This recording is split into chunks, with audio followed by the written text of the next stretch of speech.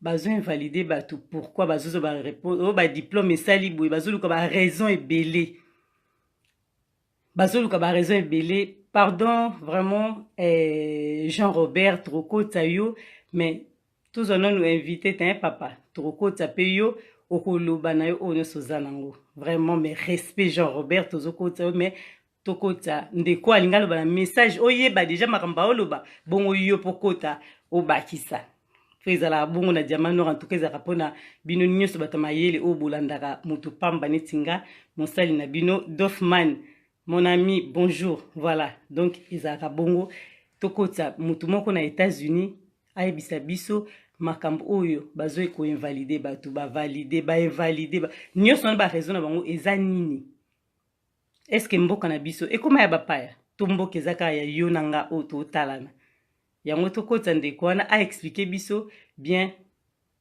nini oyo toyoki na matoi diamant noir oloba te ye azoexplike biso yango raison eza nini oyo ezosalaki mobulu wana ezala toujours na Congo démocratique boyebi ke na lingo osala bacommentaire ebele te Edofman yo oyebi te trésor nef congolo bonjour na yo pasteur Ben oyo bolandaki mpe na diamant noir tv vraiment oyo azali toujours wana pasteur Ben bakotala baémission na yo mpona basali na nzambe tokotisi Edo Kombana na lombangu mpo aloba Edo Kombana oza wapi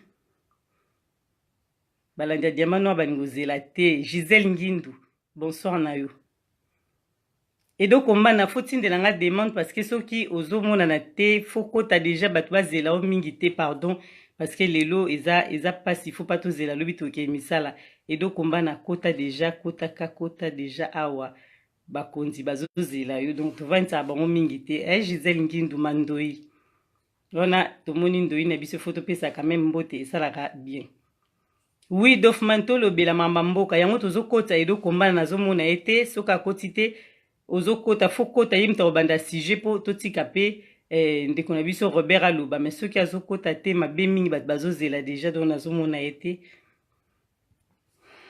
bozala na mwa patience edino image patience eleki nyonso tu Moïse bozala na patience Laurence bozala na patience Georges Maifila bozala na patience moke kaka po tozomona Edo Kombana te toyebi te aza wapi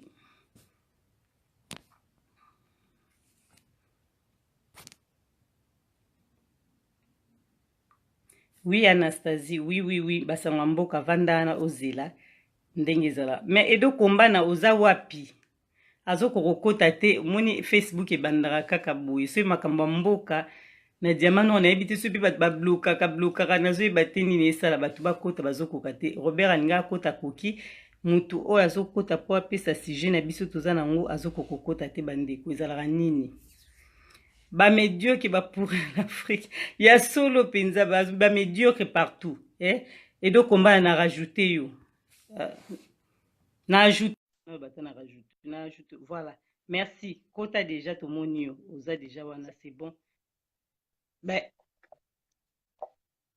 téléphone s'il te plaît merci na vertical na horizontal ok c'est bon top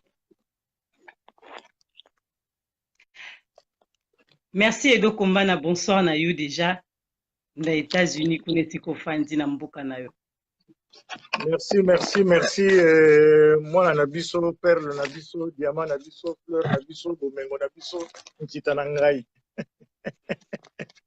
merci mingi mwana na ngai merci na yo mpona namonaki akei na yo vraiment na profite na miso bato nyonso to avant tokota mama mboka na ndenge oyambaki diamant noir en tout cas émission na ye bokotala yango na diamant noir tv nauti na mboka na ye na semaine passée ayambaki nga malamu na balianga ndo bango nyonso bayambaki nga mpenza malamu mingi koleka yango na profite na peso merci apo bando bamamba mboka mais bongisa telefone ezokokofanda te voilà là c'est bon bouge plus c'est bon hein? Ouais. C'est bon comme ça voilà donc merci na sengi na miso bato nyonso bayoki mpona soutien merci mpenza na ngai mama ozwi bariske okati bisanga bakatisaka bisanga mpona elengi ya komona bamboka te oyaki mpenza mosala nakopesa susu baninga bayoka tala bana basi oyo tolingi tozala bamodele voilà les gens bato oyo tokoki kozala balider ondimi oyo mitiano na nsima mwana mwasi ya boye aza na makanisi ya kosikola mboka na ye ke okende kokotaka na nsima ya bato oyo bavie ebogi bakotambola bajet privé baza kotia batia maboko na bafarine maboko ekomi pembe baza na bajipa kitoko bakolia kitoko ngai na yo tokangami awa na poto babotoli biso même droit de vote olie balobelaka biso droit oyo ya biso élection bazomema biso ezali entaché na bairrégularité ezali anticonstitutionnel oyo ngai na yo tofandi na poto balingi toparticipe te bato oyo babotoli biso citoyenneté na biso babotoli biso mboka yo olingi olandaka bato ya bongo bango vie ese bongi yo ozalaka be ja lelo voilà bana basi oyo tokoencourage bango topesa maboko bandimi na ye ya mileki mbeka ati motu na ye tia bakata mpo na nkombo ya Congo. Bravo maman, bravo, mon soutien, mon support est assuré maman. Bravo. Merci, merci tokoti na basonga mboka po Georges passe azozela mbango na Chanceline balobi na Georgine Mbaki. Vraiment likambo oyo ya validation na Congo. Hein? Mboka na biso comme na nkalo kwa je miko nyonso tozona muka chaque jour problème. Ba diplôme ba te komo bima o diplôme eza ya lokuta. O diplôme intel eza ya lokuta mais ba o diriger pe mboka ba diplôme na ba mpe to mona te.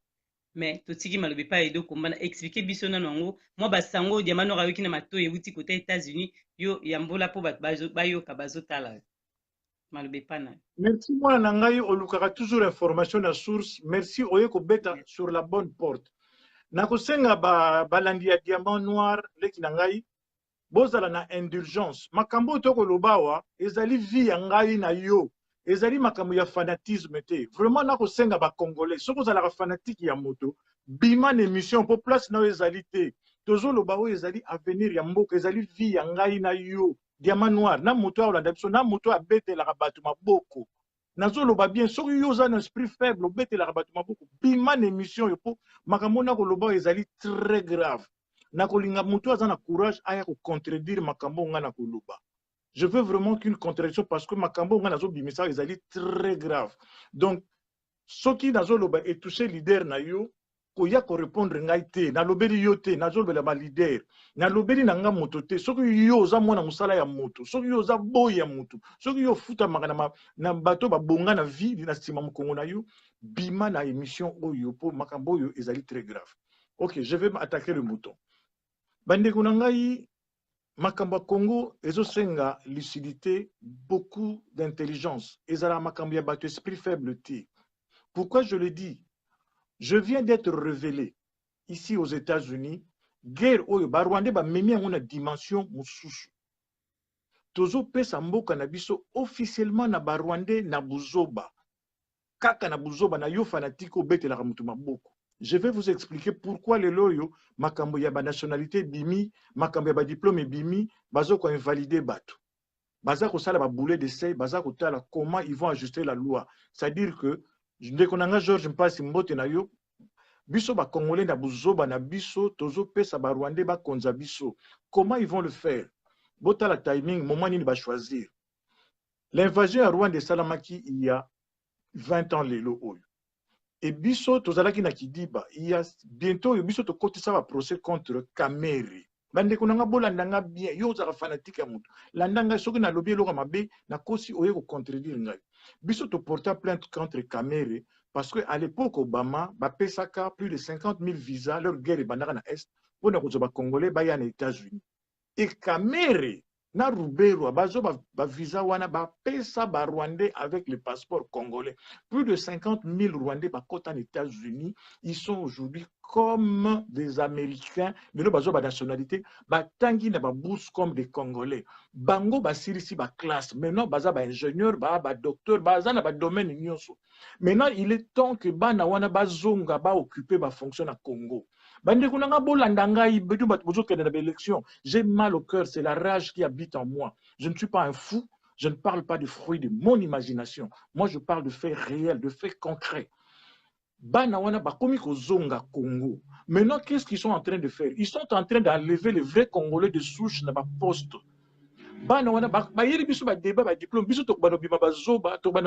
Diplôme, effectivement. Il y a ce volet diplôme na règlement na biso ezali à part diplôme toza na volet moko compétence expérience on a na kosimba ngo après mais tozo on a na volet ya diplôme ba teli biso c'est-à-dire c'est un problème sémantique ba teli biso na mutu maintenant que pour na kozala député pour na ozala président il faut un diplôme et ko sala biso na mutu biso ba congolais to komi ko invalider bandeko na biso. Et l'autre volet nango ezali nini? L'autre volet ezali que ba congolais ba bima libanda bazwa ba nationalité. Oyo lelo soki mboka wana sikolomi bakozonga na mboka wana, mais ils ne vont plus occuper des fonctions oyo ezali régaliennes ba fonction ya minene lokola kozala ministre, lokola kozala député, lokola kozala président de la République. Parce qu'au moins, il y a un boulet d'essai avec Badi Banga. Ce qui est aux autres nationalités, on va couper sa nationalité d'acquisition. Ils ont fait un boulet d'essai. Ils ont qui hasardé. Ce qui est là, aux autres de diamant noir, aux autres Congo, c'est une nationalité, va couper sa nationalité d'acquisition. Au moins, il va se laisser Bemba carrière. Bemba ne peut plus faire la politique tant que Biloko wana Batouana Balouana Zanamboka. Il est invalidé, c'est fini. Il n'a plus. N'est pas congolais te recoma aux zongi, aux une nationalité d'acquisition, c'est-à-dire au recoma député, au recoma président, au recoma ministre. Parce que au recoma la nationalité d'acquisition. Par contre, les Rwandais, bango va perdre la nationalité na bango d'origine. Ils sont ici à l'étranger comme les Congolais d'origine. Donc, bango bakozonga, ils vont maintenant occuper notre pays au nu à Kolobana bango de l'autre côté parce que bakosa la élection ou des élections où bango bakozala na parlement, 2/3 à parlement. Déjà, tous allez dans au moins 320 députés, tout rwandais. Donc, sur les 500, sur 200 postes, Bango va faire passer la loi. Et ils vont nous occuper politiquement, militairement, économiquement, financièrement, intellectuellement. Parce que ba poste bango batangi bazana bambongo basolité za ya bango l'été kozala ya bango armée kozala ya bango et biso ba congolais auto comme une expérience parce que ba bomi déjà ba congolais à 4 ils ont ça abruti tellement ba bomi éducation à 4 donc les congolais de Kinshasa de l'intérieur sont devenus nuls et inutiles bandeko nanga ngana nzoto makambo soko za fanatique ya moto na yo etali yo mais bato ba Non, mais mabisa na élection bazolanda yo, et donc combana bazolanda yo, bazoyoka vraiment donc ça ne sert à rien que oloba bon pour bazoyoka bon mambozolo.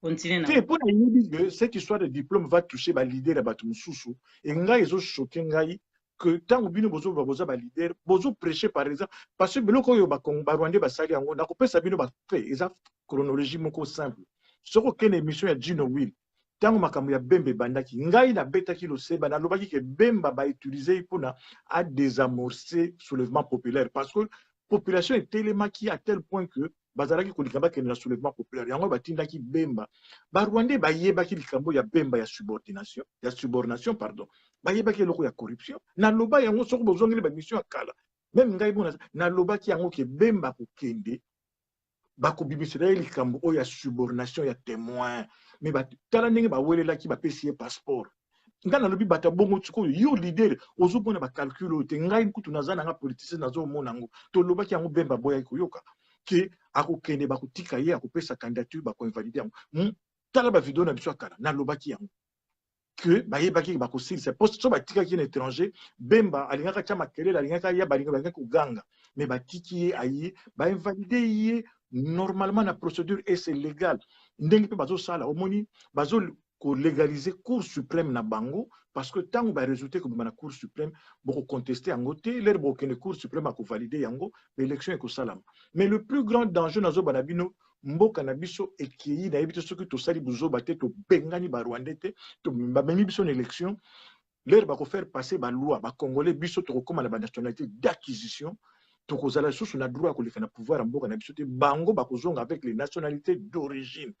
Autant la timing, ce n'est pas un fait de hasard.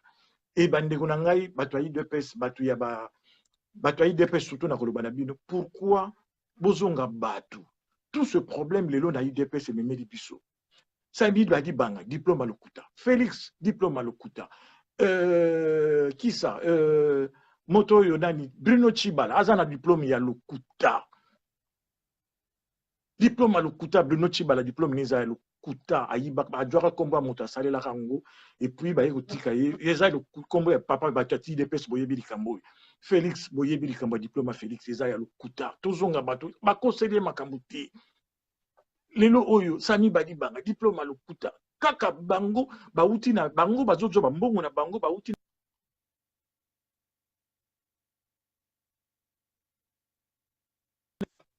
bolimbisa ngai bapele bandi lisusu bobenga ngai te bandeko nazali en plein direct mes excuses bandeko bobenga ngai te Alors nazo ko loba bande ko na biso IDPS bozonga bato omoni makambo ba diplôme bato bayebaka te diplôme elingi oloba te ke ezali fa ya moto fane bamboka poto bato mingi baza badictionnaire baki président na mboka oyo bazalaka na badiplôme te bato ebele basali makambo minene na États-Unis bazala na badiplôme te.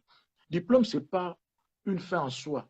Tozalaka na eloko babengaka compétence expérience ezwaka nango mpe na bamboka na biso balingi kovalorize yango te. Pourtant moto soki asali 10 ans 20 ans na mosala ni akomaka na expérience wana tu peux le prouver bapesaka badiplôme équivalence okokende na bauniversité okokoma même professeur.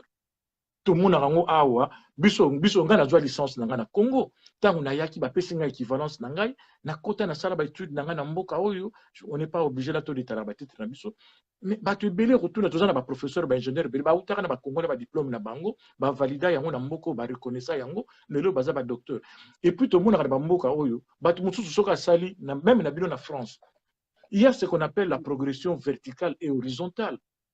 Bato mosusu akozala ni aumeli na musala aza na diplôme te mais le fait qu'asali pendant 15 ans 20 ans aza ko évoluer horizontalement moto akoti na classe a évolué verticalement. C'est-à-dire qu'à un certain moment moto asali dans une compagnie vraiment bazo déranger bazo bengo susu akomaka na équivalence ya moto oyo ake na classe te et puis bapesaka pe équivalence à diplôme. C'est-à-dire que soko okoti expérience na yo il y a un motasali 10 ans 20 ans de construction mais à comme une expérience local un ingénieur ce qui a prouvé qu'à ça 20 ans de construction bapesaka bango ba titre académique akokenda sali mo ba formation ba pesi biloko récupération il a le même niveau qu'un ingénieur parce que après 20 ans en construction un juriste ba papa ba greffier ba sala ba tribunal après 20 ans 30 ans ba comme na possession à ba loi, c'est-à-dire qu'il peut être accueilli à l'université ba pesi équivalence ya titre moko académique à sali mo.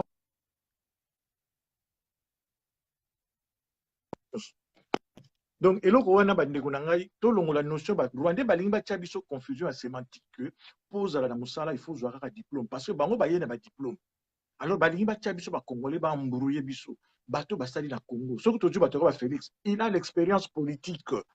Le temps où il a sali la politique est assez suffisant pour prouver qu'il a acquis une certaine maturité dans la politique. Donc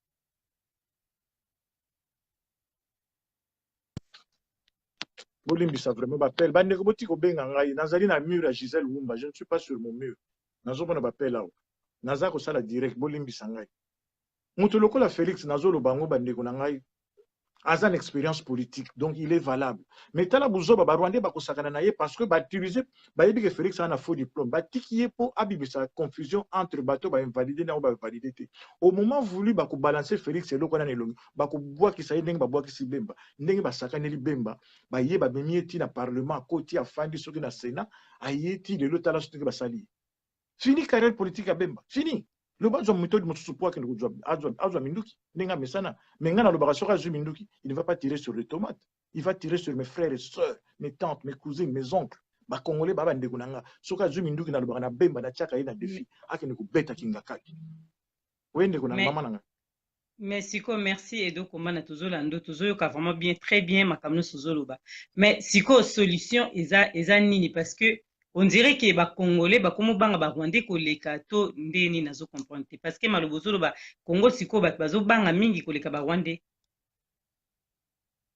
nazongeli lisusu awa lelo oyo le problème to komi na Congo eza biso mo ba congolais aujourd'hui ce que to olakisa bato misapi to tala misapi ezongeli biso nga nazo milongola te.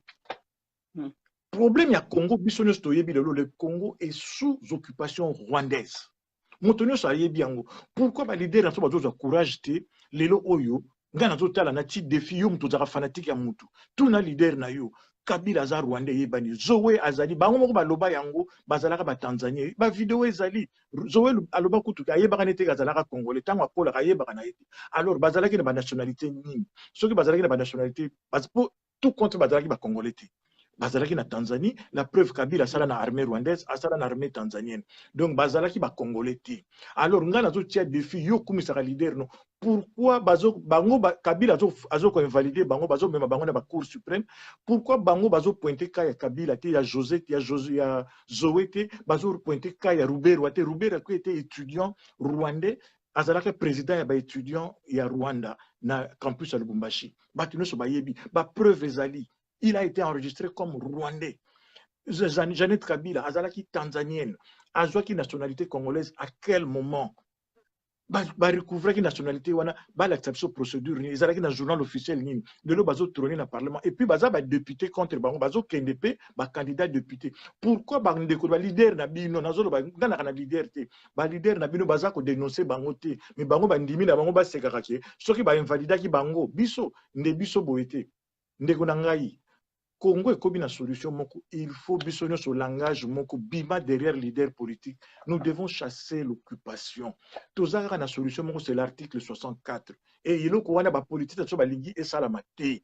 Baza ko sala tout et loko wana est salamate parce que baza déjà na ba cop na bango ba Rwanda ba kosi bango que ce que l'élection est salamité, ba ko na dialogue basi ba proposer bango ba poste ministériel, ba poste de bango ba poste à portefeuille. Voilà et loko ba leader bazozela. Baza ko bundela yote baza ko bundela ngate poso baza ko bundela yo na ngai lelo na kangami awa ba photo na biso za na aner mama Gisèle yo ndingo za na lelo ko nyata Kinshasa te bon sikoyo yo soko kiti osala nini pona nini te Gisèle na pekisio te nazo kendeko na kendete oso ba bominga edo kombana nanga pardon ba ndeko no bolanda biso est-ce que ce ba bomi diamant noir batuna mukili ba congolais basili mais na ozapeka parmi moko ba bomi c'est ça problème te biso to kufi comme ça ba na biso ba osepila mabeza te okufi okeka okomika bambeka kuna bazo zelo na anera lokoko mitika kende na ngai te ngana yebi na ngate mais na yebi ngana yebi nengo oleka boy c'est fini ozali foutu soko ozana ozapenda otya mutu bakata kende Gisèle tokoyoka sango tuna gari wela mona makambo na ye gari wela mona ya yetu yo kende benga balianga ndo mais tout le monde bandokima tout le monde bo ba okita bagenda basala ndeni edo kombana ba obakita nyonso to mona bango bazokita na Congo donc c'est que bango nyonso to baza batute ngana pekisi yo te Gisèle na ngai kende na yo ngana yo to ngai mutu na okanga yo kende na yo mais eloko na koloba tozali awa solution ezali mabanga tika koswanisa biso champion mabanga tika koswanisa biso Koko Madera mbote na yo tozoyoka mais namoni ndeko pardon oui opesa no Koko Madera mbote namoni ndeko AMK November alobi azoyebisa biso mamba diplôme ya Félix ndeko baboyi diplôme biso toboyi diplôme ya Félix te ndeko aboyi pe diplôme ya Félix te azo expliquer ndenge na banza olande mission na mwa katikati landa malamu oyo kama maloba ya edo kombana ndeko ya boyi tika nga bato bongo na répondre bango te moi je parle de Félix lui il veut répondre bato bongo nga na calculer bango te amo bali azoba te balandi ya diamant noir papa te balandi ya diamant noir tolinga bango mingi bazala on parle et c'est bato finga diplôme à Félix nga na tana nebi Félix pas ya tanga on nous dit qu'il y a un problème avec le diplôme de Félix et puis bati diplôme ango soka za mobali ya solo atiango en ligne Félix asa leka na émission ba vidéo ezali aleka na émission ya nani ya Kerwin Maizo batuna ye na Kerwin Maizo parcours scolaire na ye apesa cursus académique na ye moko aloba vidéo eza en ligne que azwa diplôme ya comptabilité na centre de formation professionnelle de Bruxelles ezali en ligne émission wana ezali na ligne bobeta yango na Kerwin Maizo aloba ki azwa diplôme na ye na centre de formation professionnelle centre de préparation professionnelle lingo lo balokola INPP na Kinshasa c'est-à-dire ce sont des gens oyo baza na ba difficulté à parcours scolaire normal eza nango mabete je ne vois pas la honte soka sali formation na ye moi je ne vois pas pourquoi ko sa ba diplôme oza nango te moi je ne peux pas parler de diplôme que je n'ai pas ngana za na rien contre Félix qu'il soit ingénieur qu'il ça ce n'est pas mon problème d'ailleurs ngana za ngai penako Félix ko namona ke congolais namona kana ngai congolais nayebi qu'il est populaire c'est l'enfant de Tshisekedi ayebani azana ngenge koleka ngai moi le diplôme de Félix je m'en fous arule sangati akumona ngana ndako na milité mais je regrette qu'un menteur comme ça dans la présidence ngai c'est tout c'est un menteur à cause ça biso ma belé à cause ça biso que c'est pas comme ça nani répondre que soko ça zo ta ko pantalon suka na buzo bano kuna ko yaka wate pour na lobaki ngo soko za fanatique mutu bima émission bima to sigate kombana tozala na kimia continue bato bazolanda mingi tellement baa na besoin d'information donc oyo Félix ezali juste entre parenthèses merci na yo Nigéria, on a parlé plutôt de Félix, c'était naïf, diplôme, je ne connais pas. Nazo pèse exemple pourquoi Makambo est bimi. Nazo pourquoi Makambo est bimi et cause un impact na biso ba oyo, to fandi pe na bamboko oyo, to tangi na bamboko oyo, to zupe ba diplôme ebele ya minene to ko kele na mboka na tout ça là. Ngai nazo mona part na nga, so nazo ba na otala intérêt na nga. Na otala intérêt na ngai lelo oyo, soki to zoni to lobi to zonga la nationalité ba ko tia biso ba congolais d'acquisition. Donc to ko diriger mboka wana te. Tala ba professeur, yo mona ba professeur bele. Je te dis, ici aux États-Unis, on a plus de 150 professeurs d'université, des éminents professeurs. Bateau, le boigna bako longola mboka na biso na problème ezali. Mais lelo soki ba na Congo bako zo ba poste parce que bako za ba congolais d'acquisition et ba rwandais bako konza bango. Ba rwandais ba tangi comme les congolais d'origine. Et nous avons un procès aujourd'hui contre les Khmer à cause de ça. Donc, quand ça Khmer est procès en Amboka aux États-Unis, Khmer un jour va jouer aux États-Unis. FBI a zali kalo, dossier en Ezali, to zalarango, to apuyarango, to témoignarango. Chaque jour, on a déjà fait refouler beaucoup de Rwandais out. Et on a dit parmi bateaux, le dossier on a FBI, to kenda ko faire refouler bango. Je suis là na bimi mutu, beaucoup ne sa Khmer. Loba na yonde kunanga mama. Posez question na yo. Question na biso ezali totika opema pona moni tension mati. Émission d'ailleurs, mais la maille, toko ta bola, alo ba iloba moko bongo yozonga, toto continue kana yo. Pesa makamba boy écoute bongo na Christian Bola yé penza mwana wana ndeko na voilà des Congolais lelo toko ko tala derrière bango ngana préfère kuna tala nanga malanda ngula Christian Bola po mutu na yezo sala ndeko na Christian Bola est certain nzamba asunga yo penza ndeko na ngai. Yo kokene mutika te po yo mukolo mission donc faut zalaka wana Christian Bola. Pesa Christian Bola po makambo ngana le Christian yé bien mutu ko le kangai. Merci beaucoup. Koko Madera, tokotisi Christian Bola, Koko Madera kopesera moto te, Koko Madera na biso. Malembe champion mabanga, merci. Wana zalaka mutu ya nani? Merci Christian Bola, champion mabanga, toyebi makambo zo komite, journaliste, bonsoir na yo. Christian Bola, bonsoir. Bonsoir, Diamant Noir Gisèle Wumba. Merci la présence na yo déjà pour nanga qui yo intervenir pour la moni déjà modèle les doigts mema donc monte l'équipe ma casse mais yo bongi c'est la biso au qui samité ma batu pour moyen te diamant no razaka na kati na bino zo bataki de wa pipo kuna bazo pelisa mais yo bongi ça ma bepana. Ouais, puisque ngai na kutiango na katikati hein na kuti na katikati bon la kuti fait dossier brûlant au tozo loba mikolo yo. Donc, oui. Voilà quoi. On a évité sujet vraiment les années. Sujet l'habitude d'aller invalidation, invalider, invalider na Congo et puis diplôme, bimisi le diplôme, pardon, na diplôme, bolimbisa. Diplôme ya batu eza lokuta, eza faux, bazolu ko ba raison pour bazana likantimo sima ya diplôme wana. Donc malobeza ki en sujet za ki en. Oui, donc ezali bien nalandi ndeko nanga edo komba la mutezo sala. Omoni Congolais a complexé. Congolais a complexé. Batu nyoso na mokili bazana coefficient intellectuel ndenge moze. Omoni. Donc eza ba données naturelles. Eza ba données naturelles. Owi ko bota bana na yo na mwasi na yo mais na Congo mingi biloko to yeba ngota na poto to yeba to omona ngwa.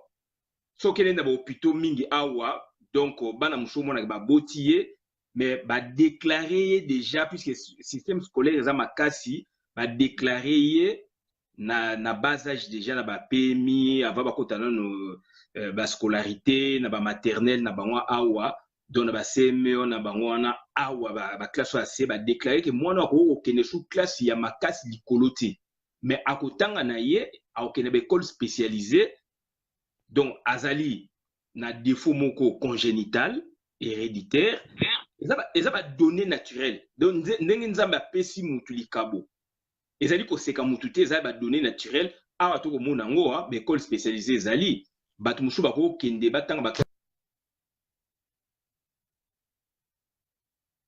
bako tanga ba classe likolo makasi te mais du moins bako tanga na bango omoni akota pe lycée mais akosala lycée ya bac te moni donc ba bloc ba spécialité les alliés ngomoni biso nga personnellement combat na ngeza place wana donc enseignement national na biso eza bien te Donc il faut vraiment rechercher ça ma makasi côté wana tout ça na avantage to bimé belé côté yo. Il suffit gouvernement a bien ezali gouvernement wana ministre ya enseignement ayebi masolo wana akokotisa ba école spécialisée ba boyebo. Donc il y a des handicaps, il y a boye makambe belé et puis batu musupe azana handicap te mais moi que ne atangi pe classe bien te. Bon tant autant classe bien te et que batu musupe atangi classe malam balani ba cursus. Yango ezela Christian Bola yango veut permettre batu ba travailler te na politique na biso ya Congo et ça là que batu ba longola lelo ba candidat ebele ba longola bango po anini ba classe na bango ba diplôme na bango za ya lokuta parce que mingi bazo ça na gouvernement Congo baza pe na ba classe ya milaité. Non, non, ce n'est pas ça. Donc, on a une intro pour tout s'expliquer, tout comprendre nan que kotanga kelasi ndenge batu ba kei ba kelasi pe misika ko ba doctorat ba licence ba nini ezana no ba données naturelles. Wana ya point de vue na bakmi ba koloba mais o ezali nga na munyango pe awa il y a des données naturelles. C'est-à-dire coefficient mayele bomuto nzambe oboti mwana. Est-ce que moi, nazali apte ya kotanga ba kelasi ti likolo? Ça, c'est de 1. Donc, ba école spécialisée zali. Bon, siko, et sali ke batangi ba kelasi. Ba mususu, ba a comme na romponga, ba musu a keiti na campus. Mais siko yo, lelo to koloba nini, to koloba makama ba invalidation. To réconcilier on a makama ba invalidation ndingo lobi wana. Ba invalidation o bazo sala wana ezali ba cause moko politique. So mboka ezali normal.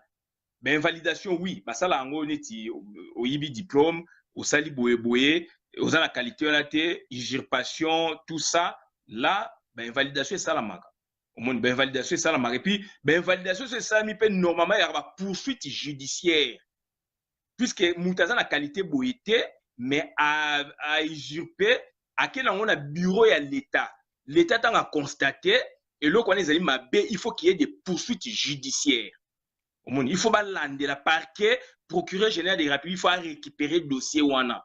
Mutu wana zali mutu abuki mibeko ya l'état, donc ba invalider yé pour na cause ni pour na usurpation, défaut de qualité, donc à cause ça qu'il faut l'accepter ça soit biloko wana. Donc l'état akangaka, l'état sala makame belé.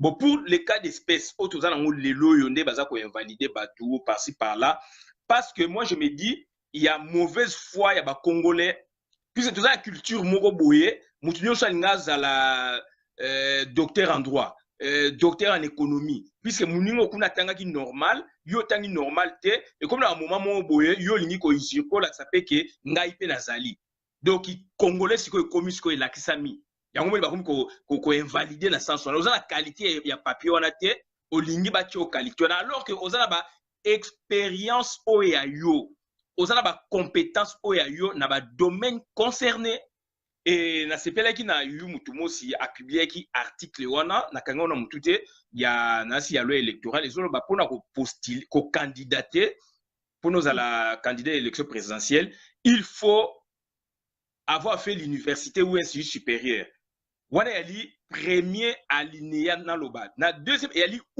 où yali soki oyote mususu soki oyote mususu et na ouana engel banini ba on parle de compétences. C'est là où j'ai apprécié la qualité ya Gabriel Mokia o batba ko mona eneti mutu atangi mingi te boye. Qu'est-ce que Gabriel Mokia a fait? Il pouvait aussi acheter un diplôme ya licence ya doctorat et école moko renommée puisqu'il a l'argent a ebi bloko wana. Mais il n'a pas fait ça. Donc c'est-à-dire c'est que je ressens et jusque là donc ils appellent bon dans cette vidéo déjà ba contredire nga pété.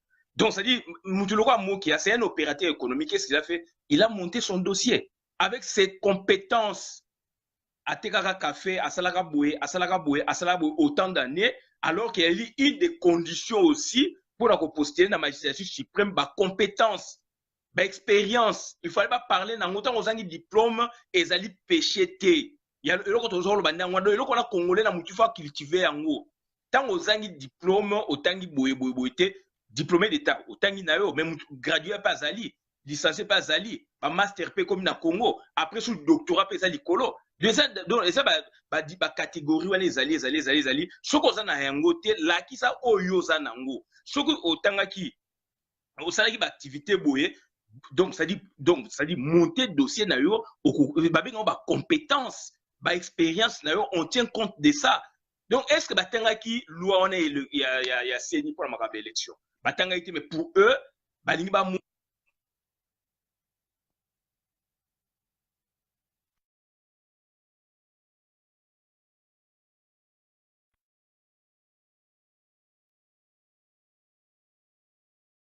Christian Bola tobimisi yo parce que tu comprends ete okati biso mbala moko toyebi te réseau tozongisi edo komba na po toclôturer émission.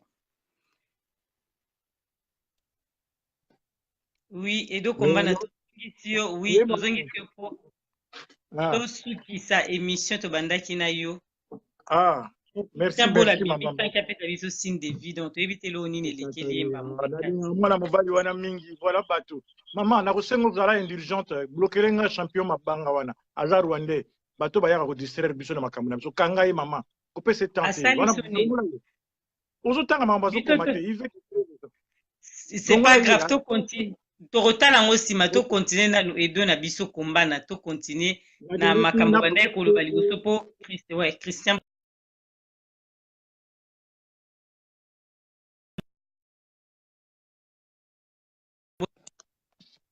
Oui, maman. Allô?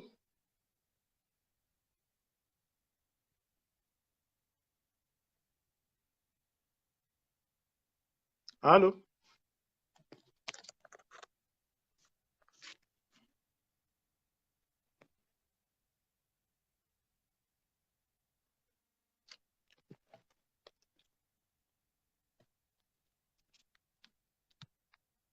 Allô?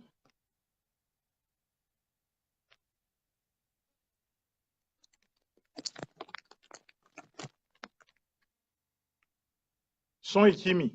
Ozoyokanga? Ozoyokanga? Ngana zoyoka bino sute. Yozoyokanga? Nabitelo nini sali? Ah, ezongi. Son ezongi. D'accord. Ok. Oui. Voilà, c'est bon. Oui. C'est bon parce que oui. Loba pona botu malba. Nalingaki pona zongisela ndeko nanga Christian Bola po likambo na koloba nayebi ke ye azwi yango na nzela me ye mutu esalaka aza mayele mingi nayebi ke akodecortiquer likambo oyo mama kosengela nga na expliquer susu likambo nauti koloba awa ndeko Christian Bola nalingaka yo po yo mutu esalaka bato toza na besoin na biso na Congo bango wana likambo naza koloba awa touti kozwa fuite awa na États-Unis que ba Rwandais pona kokende na combat ba désamorcer kati oyo tokangi bango bazomema biso tout droit na ba élection et tout droit na ba élection wana balingi bagarder pouvoir bakogarder pouvoir ndenge nini bazosala biso jeu ya koinvalide bacandidature bati biso likambo na diplôme parce que barwandais oyo babimaki il y a 20 ans bakotaki awa na États-Unis partout na monde comme des Congolais avec des passeports congolais bana na bango basi basilisi baklasse barwandais oyo bazozonga bakomi kooccuper baposte yango nomoni bazosala nettoyage bakomi kolongola bacongolais sikoyo les vrais congolais po batia bango na barwandais et entre temps quand ils vont commencer à invalider bacongolais oyo biso tokoluka tozonga na mboka tokozwa nationalité d'acquisition ils vont faire passer biloko wana bazosala biso basémantique na mutu ntango bakotia biso notion ya diplôme merci ndeko nanga Christian Bola orejoindre eloko ngai nalobaki ke compétence na expérience et contact bango balingi balongola biso notion wana malembe na mutu batia biso notion ya diplôme et comme bana na bango bakozonga avec des diplômes valides biso tokozwa ba nationalité d'acquisition c'est-à-dire que tokokoma ba président te ba ministre te ba député te ceux qui vont occuper ma poste et ils vont s'arranger avec ces élections comme Congolais a toujours zobo monene to sopani kuna ba côté la biso 200 plus de 300 tutsi rwandais na parlement donc biso to au moins 200 sièges to kozala ta na minorité ya blocage té c'est-à-dire que notre pays va partir officiellement na buzoba et ba Congolais bazana kati ba bomi système éducation ba Congolais toi libanda ba presque nyonso basi bazwa ba nationalité. Il y a plus de 15 millions de Congolais à l'étranger, bazwa ba nationalité ya libanda. Donc bakozonga na Congolais comme ba Congolais d'acquisition. Entre-temps ba Rwandais bakozwa sphère nyonso politique, économique, militaire, social, culturel. Donc nyonso bakokanga biso tokozala sous ne côté ndenge lelo ngana kendaka na exemple ndenge lelo ba américain bazwa États-Unis ba botola ba indien baza na États-Unis lelo me balobaka nini mboka na bango ekenda basi ba dominer bango ndenge pe bango baza na suprématie ils ont plus de 85 économies sociétés donc l'économie est entre les mains na bango ba système ya banque eza na maboko na bango les systèmes miniers eza na maboko na bango l'armée est entre leurs mains la sécurité est entre leurs mains siko loba na ngai biso ba congolais oyo toza libanda bokozonga bokoma ba congolais d'acquisition loba na ngai siko boko diriger mboka na ndenge ni bato bazokanisa ntango bakoloba occupation ezali bakomona drapeau ya Rwanda etelemi na Congo il y aura pas un drapeau rwandais planté au Congo yango wana occupation ezosalama officiellement parce que même bato balinga babundisa bango bakozala bango bakotelema l'armée est entre mains bakozala gouvernement officiel bakozala na voix bakoyokela bango bakotelema bakoloba au nom du Congo. La preuve, Roubero a koloba awa na États-Unis au nom du Congo. Roubero a été écouté bandekonanga na Washington. Moussale salama makasi poto déboulonner Roubero, poto déboulonner Kamere. Et lelo nga kanda na zoko ba Félix ba Bemba ba Fayulu parce que but to sala musala na poto sila na ba Rwandais bango baza ko crédibiliser bango en allant participer aux élections oyo bazo pesa bango mboka na biso officiellement bazo céder mboka na biso parce que même l'ONU même le soko agressé Congo bakoloba na yo que le pays là ezali na ba institution moko démocratique bemba bakende pas crédibiliser système élection to loba ki yango ayoka kité et aujourd'hui basili sie carrière et nga nazo tia batu ya Katumbi nazo tia Katumbi na bino au défi boyebisa Katumbi soko aza na posa ko na Congo abenga nga na kofutere ticket atika ba aventure buzo bani wana to sala s'il veut vraiment aller au Congo na kofutere ticket akini akota na avion normal akita na nji atika kokosa batu Fayulu nazo bondela ba Fayulu botika batu bobimisa batu na soulèvement populaire arrêtez Félix arrêtez vos conneries bobimisa batu na soulèvement populaire ba troupeau na bino ba muto na bino Bemba boji ba 100 000 bopesi na seni 100 000 na so bopesa ki yango na bato balinga basala soulèvement na Kinshasa na minute oyo masolo ya Kabila ntongo beta yango na le passé bandeko na ngai balingi na bango ko libérer Congo te poso kozwi bato ya Bembo ya bimisaki bato ya Félix ya bimisaki avec ba 100 000 bapesi na minute oyo masolo ya Kabila ngi beta dans le passé. Alors batika ko distraire bato syndicat dokolo arrêtez de distraire les gens Fayulu botika makambo na bino soki bolingi na bino soulèvement populaire te bofandani arrêtez de parler au nom des gens to vota bino te to pesa bino mandat na biso te botika ko légitimer système wana parce que ce système là pour na faire tomber ngo bino nyonso vous devez sortir des institutions et ils ne veulent pas sortir des institutions. Quand Nanga parle des décisions, mais ces décisions engagent aussi les opposants. Bazana Kati ya Seni, qu'est-ce qu'ils veulent nous faire croire? Tant Bazolo Baba Parlement, Bazana Kati ya Parlement, Bazana Kati ya Sénat, ils sont dans toutes les institutions. Or, les lois, ceux qui bangonent sur Babimi, qui sont sur Congolais, langage, moko, soulèvement populaire, tradition sans Kabila, et que salama. Et le Congo balingi et salamate, bazo la biso, ba élection aux ali anticonstitutionnelle. Christian Bola a développé aspect dans la PCI invalidation lobby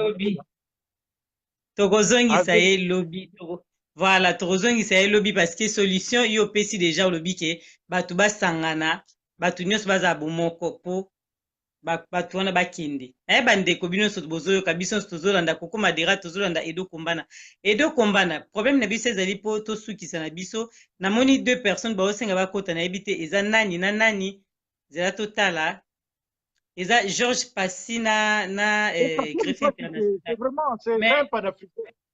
C'est un panafricain. Vraiment mais biso oui olinga bango so mingi mais surtout kotisi tout le monde monte que lelo wana siko ba congolais balinga to diamano kala la te to vanda to partager maman to yeko partager yo peut-être yo en attente des émissions na ko forcer au te mais ngana dinga parce que to yeko partager nazana temps Edo Kombana ko pas prendre maman likambo muto ana monopole ya likamba Congo azate muto moko ana solution ya Congo azate biso no tozo ko solola mais parce que bozo yeba gravité te tozo zanga mboka na biso ezo kende et to koma lokola ba indien na kati États-Unis yango ezo yela biso ba Congolais to koma bana misala ya ba Rwandais toza tsoko to tikika ka buzoba oya bato maboko pembe o ngai igwe maman to koma ba étranger na mboka na biso to bana penda ko ngo kene kotala mutu na Kivu sengi visa olingo kene na bandu ndo sengi visa jamais nzamba likola zali nzambe na likolo azali bon tokota kasi bango baloba topesa bango 3 minutes comme ça yo kota tosukisa mpo sino te moyen te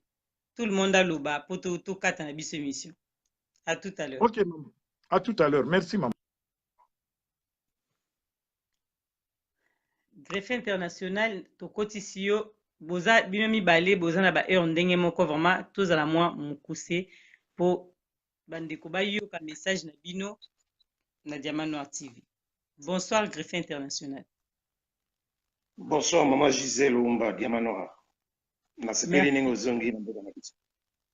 Merci beaucoup. Oyo eza mboka na nga nazongi na nga mais tosola masola mboka wana ata tout à l'heure tosola no masola mboka mpo bato bazotala biso Georges Pasi zela moke soki greffe abimi bongo tokotisa yo malobi pana. Oui, oui, merci beaucoup.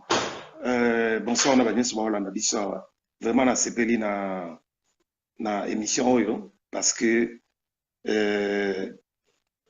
d'un côté ils ont conscientisé batou peuple congolais en général et d'un autre côté ils ont l'accès à aspect réel oyo nini tout ça situali confronté na yango makambu tout et do commande à lobby wana et do commande pardon à lobby wana je valide donc na ba commentaire na so moni yango je valide effectivement na États-Unis ça fait un bon moment oyo ba boursier congolais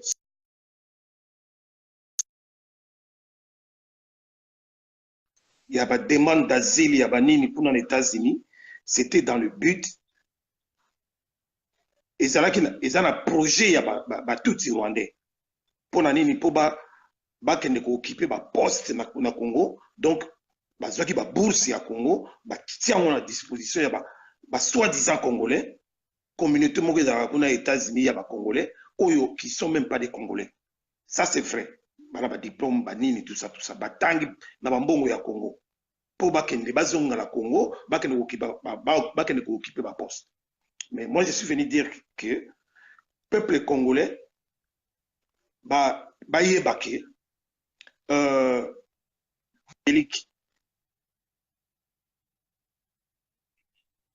qui a été monté, concocté entièrement par les Tutsis, au bazar pouvoir, na ba Tutsi power, na ba Kagame, ils ont déjà révélé. Ils ont déjà révélé entièrement. Donc biso ba Congolais, to yebi makambo tout. Donc faut tout sauter, tout saisir la balle pendant qu'ils sont dans les colos pour tout neutraliser makambo.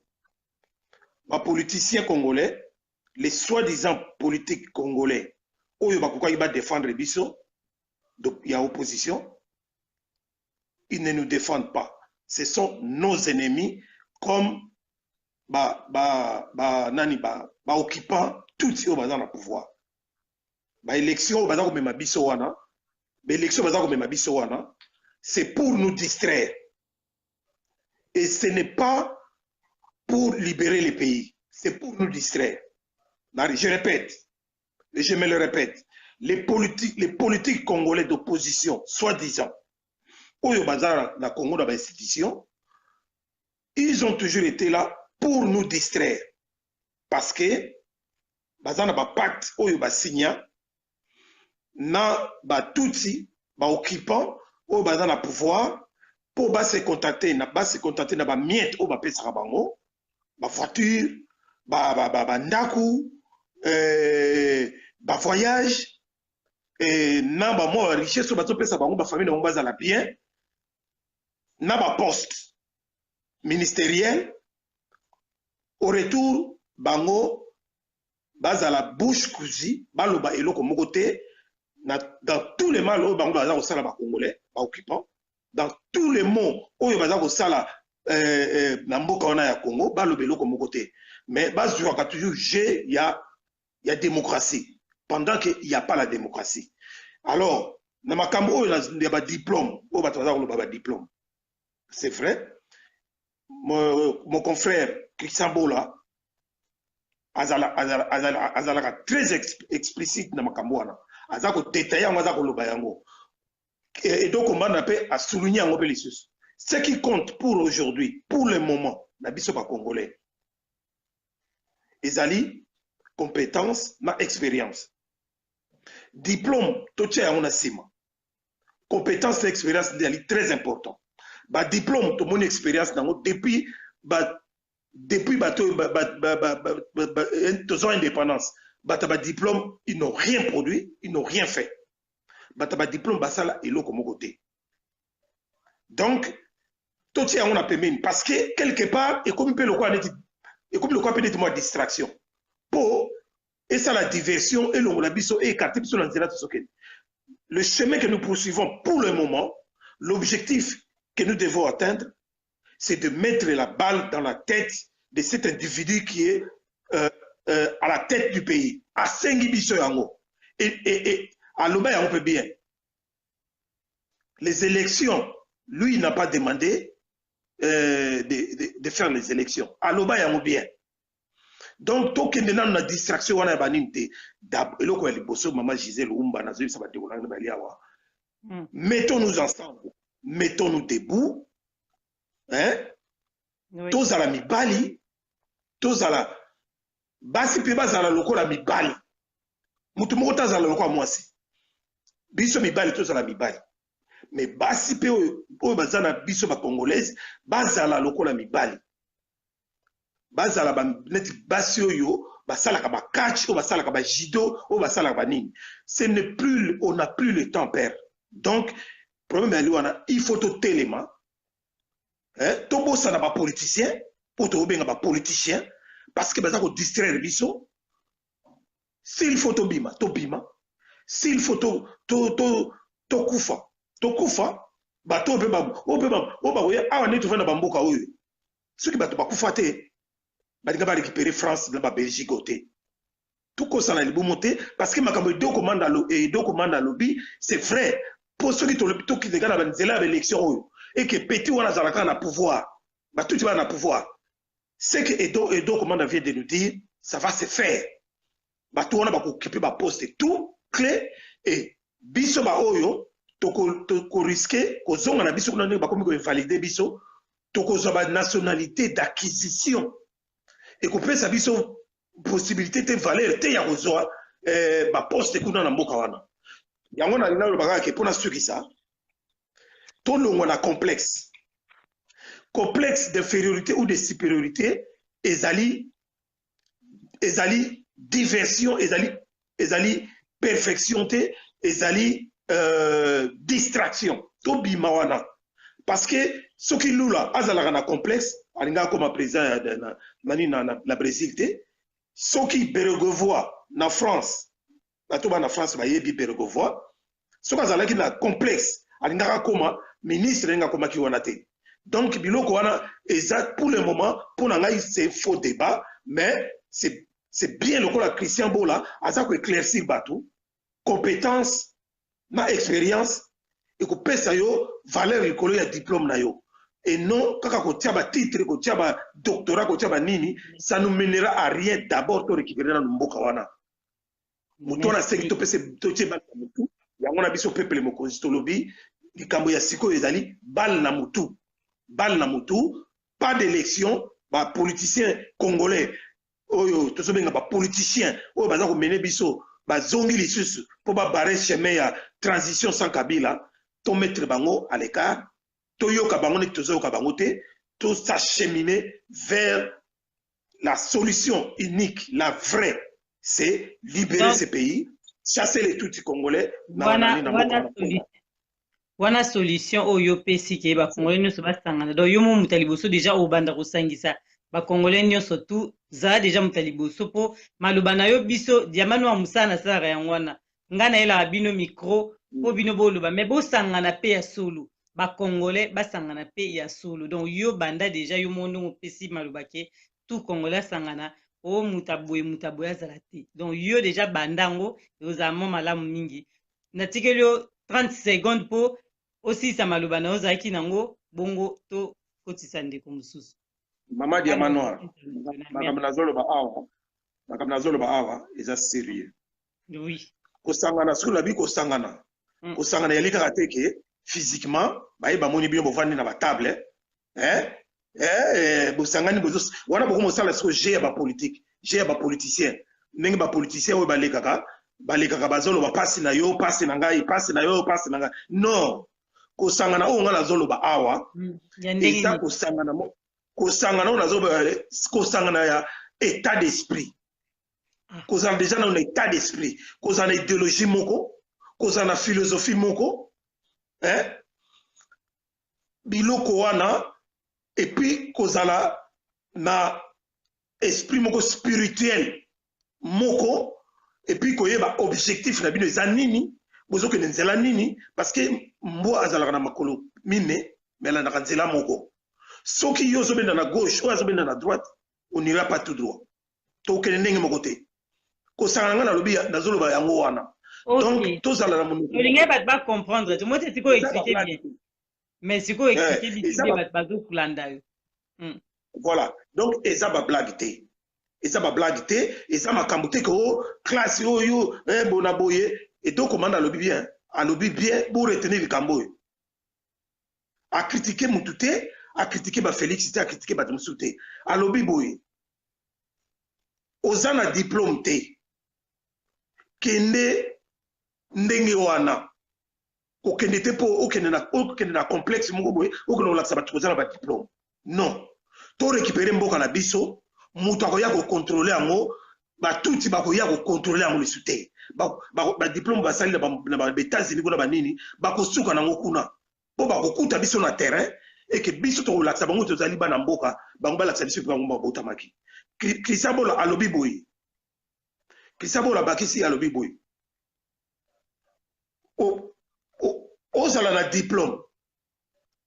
diplôme te expérience c'est l'expérience et la compétence qui compte na minute oyo tobundela nde mboka totika nanu kokende na badiversion wana totika kokende na bacomplexe moko inutile abaksi lisusu kesabola baksi apesa exemple ya Mokia c'est quelqu'un que tout le monde peut-être critique tout le monde disqualifie des fois na mabakambo etaleti ya kotombola mboka boya kobunda na mboka, mais c'est quelqu'un qui a travaillé beaucoup, a pesi expérience na ye na compétence na ye na ndenge asalaka ba commerce na ye yango moni bango bapesi bavalider makambo na ye.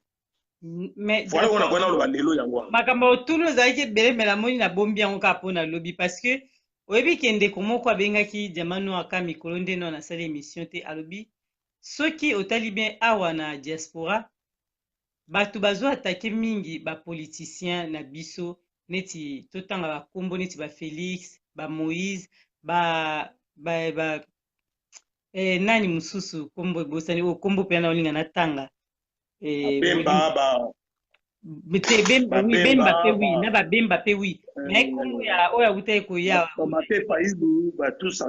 martin fayulu bon voilà bango nyonso kaka alobi mingi ifale to atake nanu bango te parce que mboka eza no na mobulu siko olie ke bo atake bozopesa neti bato baza na pouvoir bozopesa bango mayele ebele olie ke bo atake bango exemple mona na pesa yo mutu moko oyo aza wana oyo batiaki oyo kabila autaki kotia dauphin na ye jamais namona bato balobela ye te wana ndeko wana maloba oyo naoloba no eza euti mpa ndeko wana alobi bato nyonso bino nyonso tu oyo bozolobela makambo ya Congo bolobelaka bolandela nano identité na ye te bolandela nano makambo asalaka te donc on dirait kombo na ye bobomba yango bodindisa yango na se mais bozotombola kaka koloba mabe mingi ya bapoliticien oyo baza bato ya opposition voilà wana maloba wana mais namoni émission wana mpenza bandeko bolandanga lobi ekozala pena spécial yango wana tolobela nanu bato oyo kabila atomboli bato bino bakongole boolobela bango te boolobela mingi kaka bafélix donc namoni lobi ezala nde ya bango to mpo ezalaki yo mutu fa oloba bango bien mais lobi nde tobanda na yo mpenza mpo soki okomi obandi sikoyo donc tolali awa mpo tokotisa balianga nde mpe tokotisa na Georges Pasi na makambo mpo sujet eza yango wana te mais Gisèle tobanda kozela yo omonike tobanda koréclame yo depuis wakini États-Unis donc en un mot kaka na koloba boye omoni en un mot Ce qui Oui, va oui, dire, vas-y, en un mot, oui, je t'écoute. Même en 2 mots, il n'y a pas de problème. Allez, vas-y. Voilà, donc, maintenant, le bagage, hein, maintenant, le bagage, au moni bateau autant été bachadari wana moi to lobela bango kombo yango wana kima jinga kimi na mutu ya jamano vraiment to lokala neti shadari to ko lobela ye mingi te parce que aza déjà impliqué na côté ya bato ya mabe contre le peuple congolais. Donc mutu neti makamune biso ba peuple congolais to yebi makamune te to yebi mambasala raté to yebi te to moni kande ba bimiseli bino mais oyo bino boyebi faut bo lobakati bato ba yeba peke qui est vraiment azanani makamune ya mabe asala nini makamune lo ba maraté malobi hein. Oui. Peut-être bato so ba yebi te nzolo ba wana mais monde entier déjà ba yebi parce que ça cité parmi bato oyo baza recherché na niveau international oyo bato oyo bazali ciblé oyo baza sanctionné hein na Union européenne na États-Unis hein pour na ba crime hein ba crime contre l'humanité pour na ba crime économique et puis na ba crime contre les droits humains na Congo na mboka wana ye azali na centre azape na centre ya bato ningi bakufi na ba Kasai wana tu mutu mobima babengaka ye coup sur coup hein mutu aza kosala ba discours bomba bon donc omoni sikoyo bato wana bato moyi totanga bango liso ezate parce que basi ba BBC donc il faut totanga sikoyo bato oyo baza koloba ba hypocrite omoni ba politiciens ce sont des hypocrites ba hypocrite c'est-à-dire boza ndoki azoya azosolola na yo alobiki naza ndeko na yo mais soki akei kuna epai bakutanaka azoboma yo donc yaomoni adage arabe adage moko arabe baloba laisser échapper un policier mais ne jamais laisser échapper un traître ozomona donc mpo na biso bapoliticien balakisi traîtrise na bango yango moni tozotia bango sikoyo esika na bango to préféré tokende na transition sans Kabila et sans les politiciens qui tozala na bato bazoboma biso voilà donc on a koloba en 2-3 mots yango. Merci pour l'intervention na yo vraiment to mona na yo lobby ndenge balandinyo pa Orlando lobby photocopie bande bye merci beaucoup au revoir ah ba pesi au bravo et pas il y a et donc comment na yo tozo succès na yo Claude Mutima ba 2 minutes to succès na Claude Mutima zala mu pousser parce que tokota et donc comment to moni Georges passe à mon succès. Bonsoir Claude Mutima. Balianga ndo mukile mobimba.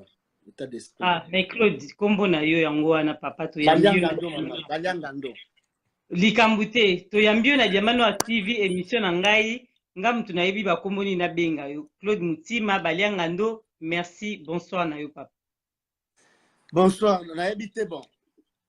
Naza na me belenga pe fana ça live femme hein et celle comme keba tout contre na jamano mais na développer mon prestige au lobby ou à souka lobby na greffe international parce que on va lobby na landa qui on mamengité si gens c'est très important na habité greffier faut pas vendre ça ma solo oyo parce que tant que ça koloba on va critiquer ba Félix on va critiquer ba Martin Fayoulou ba Valentin Mubake ba Fred tout le monde to critiquer bango va changer elo comme mon côté ba ça na ligne oyo ya bango alors tozwa bango na ligne wana to tika bango na to bana siko bimisa mabe oyo politique na basé na Congo mabe oyo tamwe mamba na singa sa émission na chaki babiloko tamwe mamba tout na émission na chaki mo na YouTube Balianga ndo to bana ko parler siko tant que to parler ndengo tant qu'on travail émission oyo ozu makambo oyo ba avion tamwe mamba bomba ko sangisa ngo na kati émission na obaki yango eleki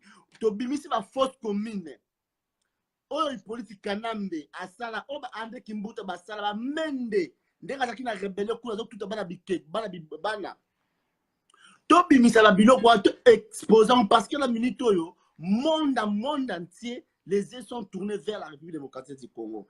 Alors quand on parle à Félix c'est banane ba niveau de titre oui c'est bien qu'on attend en classe belé mais et ça donc toujours ridiculiser bango par rapport à bato za ko na biso na minoko mususu ou ba interprète mais tant que toujours ko tika ba politique kanambe basala ba crime Ce sont des criminels, ce sont des assassins, des bandits, des moyens, des chocos. Tobim, c'est un crime devant le monde entier. Ces gens, ils sont dirigés le Congo, ils sont criminels, tout le monde. Na sala misa balianga no na tia photo ya Shadari na sima na ye na tia ba photo ba assassin ya baso na bomba mibale wa bato bomba mibale wana voilà image ya Shadari oyo azana eloko moko bozo ko kimile Shadari o André Kimbuta o Ben Minok o na sala pe mission na tia mova na tia éclair likolo apesi sali na bango ya ba nazi na tia mova na ba beret rouge na yepe apesi pe sali ba nazi na combinant ko ta mission ba malianga du monde biloko wana na combinant na tia na page na ngai l'émission et ba l'émission on comprend ba biloko wana ndi yango le sikoto mtu baba oh nazi kuto mtu otala le badi oh nazi kufati mais oh nazi éclair yo awa nani ono ministre intérieur République démocratique du Congo voilà batu oyo faut tout reverser bango parce que bango baba oh ba politicien na biso peut-être tous dans sa politicité na réaction na bango peut-être ba ko changer mais ba oh ba ça déjà côté ba mwembe côté ba choko ba ko tikala ko changer te et oh ba ko tikala tout ba na moto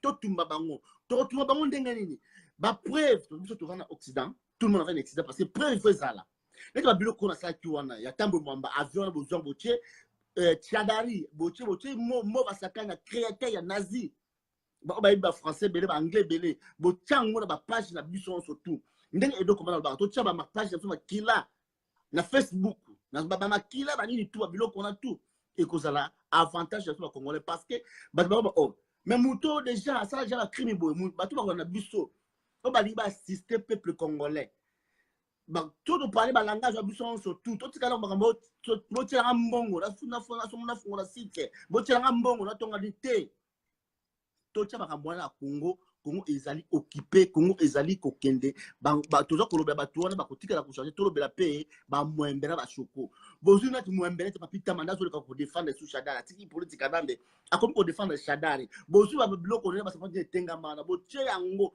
bo sali to ba biloko mobo eke oyo ande azo sala to sala yango biso surtout ba congolais tout to bundela mboka nkati ya diaspora to bimisa mabena bango ba force commune ko sala pe bien on comprend et quoi avancer bisopé mais émission na bombe émission na ko sala ko récupérer Christophe la lobby avec Edo Kombana au parlement kota donc lelo oyo plaque tournante ya Nations Unies et comme na maboko ya il a pas qui dirigeait bamboka musu lelo États-Unis a eu charge Niki allait à commune donc a eu charge ya Nations Unies. Or, Niki Allah, c'est mutu oya promettait sur alobake, ce qui y a comme ça, il va faire de tous, elle va faire de tous sommet boskizenga. Faut pour faire partie du politique kanambe. Bande konanga batata ba maman. Boza ba français belé, boza ba anglais belé. Niki allait azana tweet nae, azana Instagram, tant sur Facebook bani boko kozangote. Mais sur bani ko tweeter yé. Pour la Congo, vous pouvez félicitations. Vous pouvez parce que à ça vous télé na Congo, vous pouvez tweeter. Donald Trump, à ça na tweet R surtout 24 sur 24 heures. Vous pouvez tweeter. Vous pouvez compte ba Instagram, ba crime ya Congo, vous pouvez ba makambo ya tambo mambana. On gas na Twitter déjà ba biloko wana. Ba biloko caméra zo sala, vous pouvez tweeter yango o tiang pour la facilité. Ba na tweet na ko tweeter en français té. Cliquez dans le tweet, cliquez place mot, cliquez on et vous savez la traduction bala moko en anglais. Surtout des en français, vous savez traduction en anglais. Sur les en lingala, au Twitter on a cliquez quand on a tweet na wana et vous savez la traduction en français en anglais, au Twitter en anglais parce que c'est la facile. Azuma mo tout vois c'est la facile à kotanga ngo, de muto ko zwango, c'est la facile attendre à expliquer tout de la kisini ba balobi bo. Na français vraiment mingi parce que ba mo penza français ba tanga mingi français té. Pour ça facile donc il boule dans ce qui na Gisèle Umba et là qu'on a soulevé on a très très important bande ko autre on doit tailler la démission on a autant ba combo ba Shekina ba Gisèle Umba donc ba Patrick Fonja ba tout ba partager ba Congo abundela Congo na ndenge ya vrai na ndenge te ke ba pesa mbona sur la chaîne na kuma mu paoté on base parce que message wana bo tuté batu wana bo tweeter bango bo côté ba message stanga to binisa mabe ya batu wana ba comportement calève ba massacre wana tout binisa parce que na minute oyo tout comme donc dissipé il pose que là dire oh étape en mandat Tant que Koloba Awa, Corneille n'a pas Corée du Sud. Corneille n'a pas la Corée du Sud. Alors, le président, il a tout ça 50 machines à tricher. Mais les politiciens ont critiqué, parce qu'ils ont côté.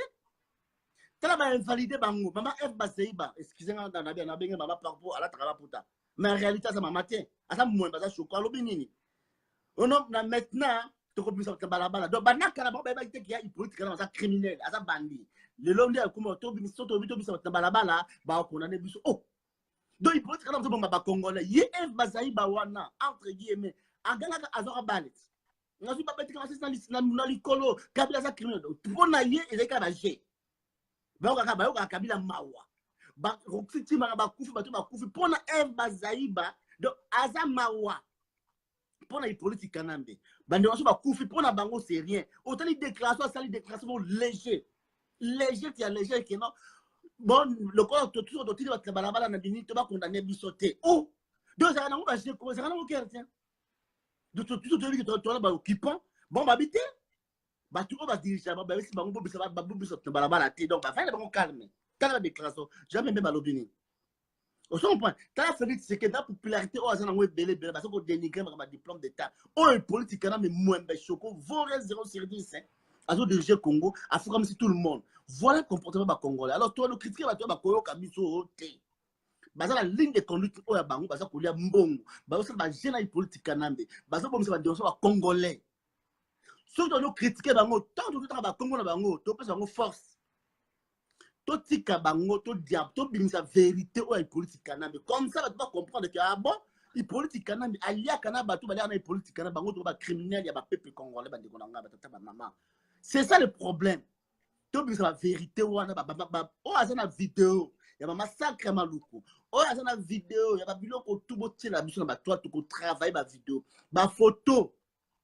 La photo na bango wana biloko na bango tout travail de façon que monde et découvrir que bazali ba criminel parce que tant que vous avez qui kaya aya na Nations Unies heureusement ba congolais bazali ki bandi ba doso ko bazali na kata salwana mais tant que kata salwana yebi to fa na ba poto ni comportement mundele abane ba lo batata nzambe abane pour exemple prophétique Bible lobi na biso mais heureusement kaka ke ba congolais bazala ba bi non to ko ko vana ata to sur la makamba ba élection na muto parce que mu politique na baloba ke asa besoin bal na mutu na sa vidéo mon nango mais ba to ki ba mu bazaki ba moko ba place ba kota ke ba cercle fermé ya bango moko ya ba OK ba niveau mo ba likolo cercle fermé congolais zate ba to ba yoka bango oh tout la terre vit au départ de celui qui l'écoute. Attends, baoki bango après cette version il y a peuple après sa version na étant Ruberwa ndé aboma biso pour la ni ba ko ka version Ruberwa mais lelo ya jambe la kota na masolo wana akoti si masolo sali ke Ruberwa lelo yo oh demanda wala bunga ko to so lande nazola muka fatigue bo comprendre banda ton na salaki na uti ngapi na uta kinda classe donc banda ton na kinda classe ta zone na 16 jours na fatigué. Mais pour la Congo, tu as toujours wana. Ruberwa, ce qui a jamais la côte à mais le Congo est comme un niveau comme comité. Et comme un niveau, ce qui n'est qui allait, à qui ne va pas critiquer, à qui allait, à qui n'a pas est, ma maman va porter ma courage. À côté de qui allait, bon, le bâtiment, la maman dit que non, il faut faire quelque chose sur la moka oyo. Ne va est, il y a un qui allait là-bas, na koti, na tamboli, na moni, na yoki. Oh, les gens na kata Congo. Ce qui a été. So ba konga kota ka bureauté ba za bango ka ande to mona bango ka ande ba kota ba bureau danser bani ba ba yokela bango alors to bimisa ba mabe na bango soki zali moyen zali ba Europe to ba association to kende to appuyer plainte pour na tambwe mwamba to appuyer plainte ba monso tout wana to kota ba bureau to tikala ba Félix Mupanzi to tikala ba Félix ba niveau de titre ba tout ba Mupanzi sont des aventuriers tout ba Mupanzi to takena ba mwembe na ba choko ba yaka ba Europe ba bango bazali pardon balianga ndo penza tozolo bana yo koko madera nazo sa musala pardon sona seki mingi mabemi parce que ma koko madera zo koma bolimbisi pena balandi wana eza koko madera bi pika kopekisa nga parce que mon kolo pongi ye mo alala pamba donc bolimbisi ya pardon et la musingai balianga ndo bana Koko Madera, sorry mama la circonstance. Bon, ça là, je vais vous parler de la vie. sorry mais pour la Congo quand on te bunda mama comme adera ko teni balanga no liberté comprendre mama langai donc to diaboliser batuana to ça ba vidéo to diaboliser batuana ba Félix to bani ba Félix ba vidéo ba nakala ta mutu mwembele ko la musique le lo ta bona sa musique ba vidéo bo fulaye bona ta ko musique to mwembe choko ba kribe sa na Congo musique to zaki na Congo beaucoup de vidéos on a beaucoup de beaucoup de photos musique tout ba crime ça na Congo ba qui on musique bo tchon ba réseaux sociaux bon ça vidéo pour parler si comment musique to sali boye non c'est un criminel musique c'est un criminel ayi ko ça ba kuta ba Félix na ba Katumbi na ba Jean-Pierre Mbemba qui est musique tout azala premier ministre azala ministre qui a finance qui ba ni nango wana tout asa richir kaka na ba pende stem pende abongisa ta kikuiti te mboka village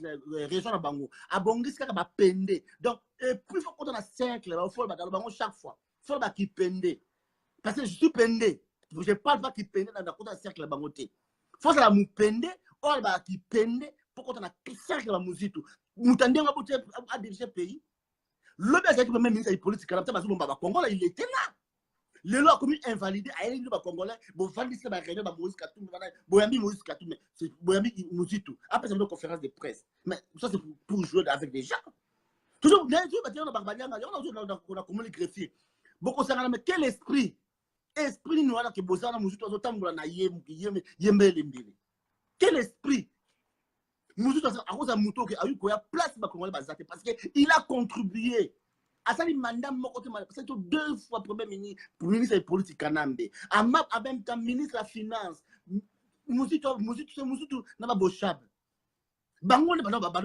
ba sans papier na ba to bazali ba mende ba ministre ya musique le ba invalidé ye de quoi ba mwamba ba Zakari ba invalidé bango ali ba ko diaspora ba benga ba sans papier bas diaspora ba to fata na mandaka ba HLM ba qualifier diaspora moyen nous tu as ma belle négativité en diaspora le ba ko la bien diaspora mo fungo ba pose ba mi bango bo ko pete ma boko kwa ba ça ba pende to ba ça ba ndundu to ba ça ba nani ba mbi bino mais comment peuple ko to zandenge ni to zali ndenge peuple ko pour la diaspora mo to aye o bo fa tout et pour pas passer le moment là les solutions pour tout ce qui ça solution ezali kaka ke ba musique wana na zo avion ça na Belgique wana azana na Belgique so na France musique faut qu'on les cahier hein musique faut qu'on les cahier qui est musique tout faut qu'on les cahier oyo tout ba invalidé kuna na monde ba tout ba vandeli pe mwembe choko asami badi banga azo pesa discours congolais ba vande ba zo asami badi banga mon dieu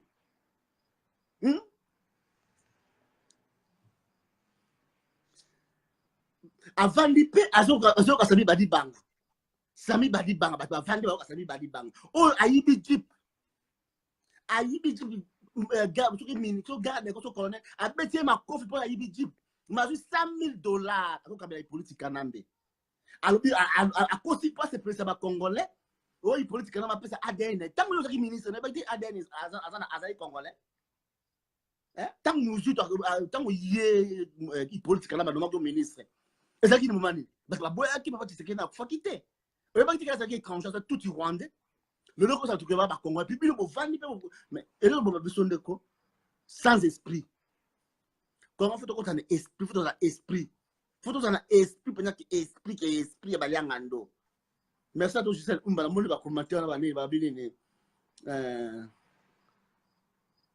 Teleo na lingi otanga ba commentaire telelo tozolanda bino bulu parce que mikolo belé diamano aleki te so to bito tanga ba commentaire tolali atilo bina tongo donc yango lelo na tangi ba commentaire olingo tanga commentaire nani les vidéos les émission na yote émission na talaka émission na moi si émission na bona ba sonné lo tolanda balianga ndo tokomi na suka ya émission parce que tolandaki yo tosepelaki okoti na Diamant Noir TV maloba na yo okoki koloba bakongolais à part kotinda o tolia ye tosala boye mpo na Congo démocratique mpo tobimisa yo tokota eloko mbana toclôturer okoloba neti nini te Congo ezali démocratique te Congo ezali occupé Congo ezali occupé na bamwembe na bashoko batraître assoiffé d'argent alors solution ezali nini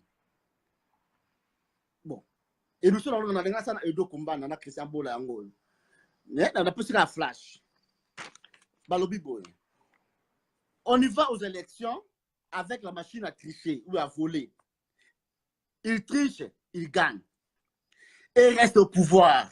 On boycotte les élections, il reste au pouvoir. Que devons-nous faire? Et nous sommes dans la Christian Bola. Yangoana, Bola Nabiso, na Baliangando, beaucoup d'assistants Baliangando, nous sommes développés la Christian Bola, na Edo Kumba, na téléphone ouvert 601 56 568 39 39, téléphone ouvert. Diamano a tiré bâtiment contre quoi ça bonne à l'issue de Baliangando. Tu as l'envoyé un sous-souté, c'est Baliangando, tout ça, tout travail, nous sommes téléphone ouvert. Tout le monde a compté participer. Tu as solution à Congo. Na air ni lobby. Bazo yo ka no lobby na air. C'est tout le cas, c'est tout le cas ka o, parce que déjà awa. 16h38. Bwana 16 bino pa bino 16h38 parce que États-Unis au bon niveau. téléphone nanga ekangami na air États-Unis en tout cas depuis na zongi sa air à France et boy donc ezaka na air na bino to 16h38 biso to komi je ne sais même pas bande ko wala ndanga se to air nini parce que na tali coup de montre était na salon donc désolé likamte bolanda balianga ndo se bosisi apo diamano azokata kalate boko taboki otala balianga ndo na 16h38 na heure na bango heure na biso na ebité toza air nini kokoma déraper sanga air na biso awa se tokomi air nini na yebi kutu te ou Nancy pesanga air na biso awa po to ebisa bato baki otala balianga ndo bo continuer émission na balianga ndo po diamant noir apema ndenge ezala. Merci balianga ndo. Merci. Merci tokomi na biso pena na suka ifaki to clôturer na Edo Kumba na poto bandaki na ye sujet zaki mususu vraiment balianga ndo mamba lobi eza pebi eza sujet na biso ya lobby mais tolingi quand même muto a développer ngo po batazo attaquer mingi kaka ba politicien bazobosana kiza na bato mususu o baza kuna na Congo na biso. Edo Kumba na to kotisi po to clôturer émission. Merci. Merci vraiment na bandeko nyonso baleki ya greffier international Christian Bola Baliangando Losako et certes na bino Koko Madera Losako Tapeli Bonjenga et Losako Debo Bosenzo bandeko boza mingi moyen na kupesa bino na yepa na mabanga te mais parce que ndenge na lekaki awa na yaki koloba awa pardon Edo Kumba na pardon ozo continuer koloba heure na tunaki po na yebi heure te tozali donc toza 22h39 wana ba yebi biso pa ya Nancy Odia. Merci Nancy pour na ba précision ya heure. Voilà, heure de biso ya mwana okoki no koloba. Dadi Masamba merci. Ya babin bonsoir. Ngai nazalaka pragmatique. Outai kotuna question awa. Question ya pourquoi tozoko s'attaquer na ba politicien. Nazongeli lisusu d'abord but à émission bato ba côté retard balandité et loko tosala ki sujet la ezala ki lelo ya ko démontrer dangerosité ya ba to bazo ma biso élection parce que élection yango ezokende ko kabamboka na biso officiellement na maboka ba Rwandais. Je crois que na démontré yango assez suffisant. Greffier aye a pesi exemple Christian Bola les gars qui a pesi bino exemple que lelo oyo ba tiri biso sémantique ya diplôme pona lelo oyo ba Rwandais batangi na libanda comme les Congolais ba ko zonga ba ko occuper ba poste ba Congolais oyo batangi ba libanda ba ko kende comme les Congolais l'acquisition ba ko occuper sur ba poste régalienté ba poste régalienté ba fonction ya minene président ministre député ba ko komaka yango souté ba généraux ba ko komaka yango souté et vous allez pourvoir par de Rwandais yangona bato bazolo ba policier bazo sala to tika bango to sala ngana zolo ba politicien baza ko sala te soki yo za zoba ozo kanisa ke politicien na zo sala aza ko kosa yo tozali na système a Congo lokola une pièce de monnaie tozali na pile ou face bango bazali ka valeur moko c'est la même monnaie et le pouvoir et l'opposition ezali eloko moko situation à Congo na l'heure actuelle soko zali politicien ya solo okoki kofana na Congo te kombo ezali prison to liwa ou exil soki batiki yo ozonga na Congo c'est-à-dire ozosala rôle oyo bango balingi eza ko servir na bango alors bandeko tango baza koloba ke bango baza ko sala ngana kopesa kendanga na exemple lelo oyo bazobima biso na ba élection oyo ezali anticonstitutionnel parce que les élections oyo élection ezalaki na date dango il fallait salama lokola date wani salama te les élections ne peuvent plus avoir lieu et comme ezali violation ya constitution.